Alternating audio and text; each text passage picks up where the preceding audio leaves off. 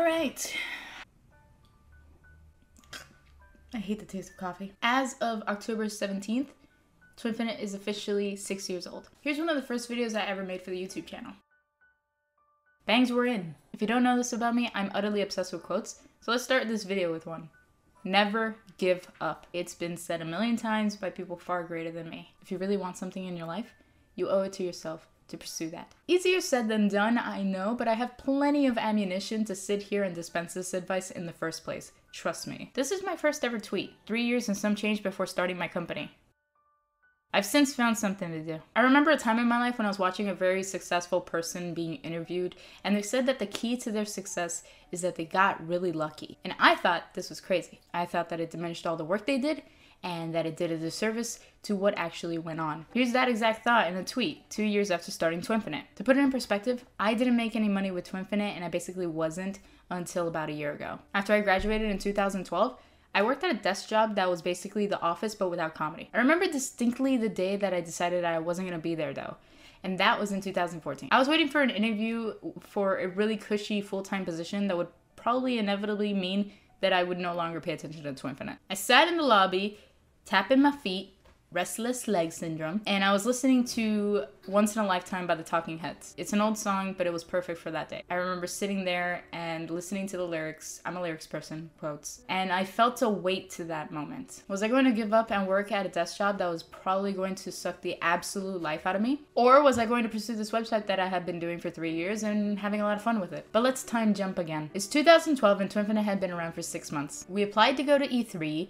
with the bare minimum of views and months running at all bare minimums you could possibly imagine, and we got in. Our first ever E3, 6 months after starting the website, somehow accepted. It was one of my proudest moments that we swindled our way in. But the truth is, this was never really a dream of mine. I fell into this. What I really always have wanted to do with my life is make a sitcom. I might not be living my dream, but I am living a dream. I love and have loved video games for as long as I have had memory. My pencil case in kindergarten was this. My glasses case and one of my prized possessions, also from kindergarten, I'm blind AF, is this. I don't remember a time where I didn't love video games, basically. But admittedly, for as much as I love video games, sitcoms were my first love. I never meant to make this a job. It was just for fun. To this day, I've been to like over 30 conventions that have led me to Orlando, Los Angeles, San Francisco, Seattle, Boston. I went to Japan. Here's a clip right before I was going to leave on the flight. I thought bangs were in. Twinfinite helped me gain a purpose that I was lacking, being a person that just went to school, work, and hung out with friends. I wasn't doing anything that meant something bigger. I wasn't being challenged. I was wandering around looking for something to do. And that something finally came with difficulties. And this is the part of the video where I tell you exactly why I have the credibility to tell you to not give up. I remember walking into a bank and not having enough money to open up a business account, so I had to borrow it from my mom. I remember sleeping on the floor in the middle of a shitty hotel in the ghetto of Los Angeles, eating only one fast food meal a day for the 7 days of coverage because I couldn't afford anything better for E3. I remember many sleepless nights as websites just like to explode for no reason, but I really remember 3 consecutive nights where I got 0 sleep and I thought, all I need is 2 hours of sleep to nap, or I will drop dead right in this moment. My doctor likes to ask if I have a stressful job. I remember our hosting provider deleting 4 years of our work. Our entire database gone in a second, and we didn't have any backup. The repercussions of this still plague us to this day. I remember there not being any justice for that moment because we couldn't even think to afford a $1,000 retainer fee. I remember not being able to pay anyone, let alone myself. I remember a whole year where we locked into a terrible contract with an ad network that sucked. I remember during that year paying myself anywhere between $0 to $300 because I didn't want to stop paying the people that were on payroll. I remember renting games from Blockbuster, Redbox, exploiting GameStop's 7-day return policy because no publisher would pay us any attention. I remember losing my social life. And I'm thankful to the really close friends that stuck around during this time, because it's difficult to be a good family member or a friend when you're busy chasing a goal. But you can tell who is a good family member or friend by who sticks around anyway. It's hard to manage a lot of things actually if you're giving your all to something. And the most important is you. It's hard to manage you if you're giving all of you. Right now, I don't know if I would tell you to have the same commitment that I did.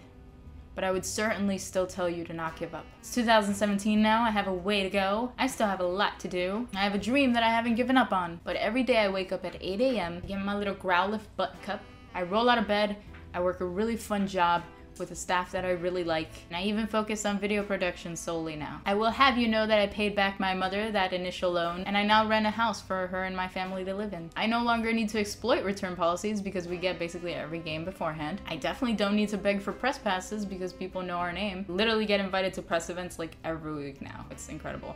I am terrified of flights though. I get emails, messages, tweets, from people that say that I make them happier and that I inspire them. I'm able to pay a staff of 10. We definitely have lawyers now. I haven't had to be awake for a site meltdown in so long that I almost don't have PTSD. Almost. I'm still mortified by the thought. I see my friends every weekend now, and maybe some weekdays too. And I've even reconnected with friends that I either never had the time for or met now. I am happy and fulfilled, and I feel like the absolute luckiest.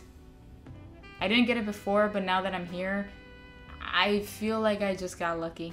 I don't know if that's true or not, but I do know that I never would have even gotten to this point had I given up in the first place. You might be pursuing something and it might work out for you, or it might not, but one thing is definitely for sure, you will not know if you give up. Never give up.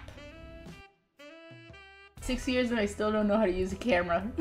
Am I blurry now? This whole video might be blurry. Mimsy's snoring. Oh, Mimsy makes a debut on the 6-year anniversary vlog. Yay! You were snoring so loudly. I know. One day I'll get the Mimsy cam that you all want. And they said that the key to their success is that they got really lucky. Is it really funny that you see Mimsy's tail at the bottom of this? Also has joined us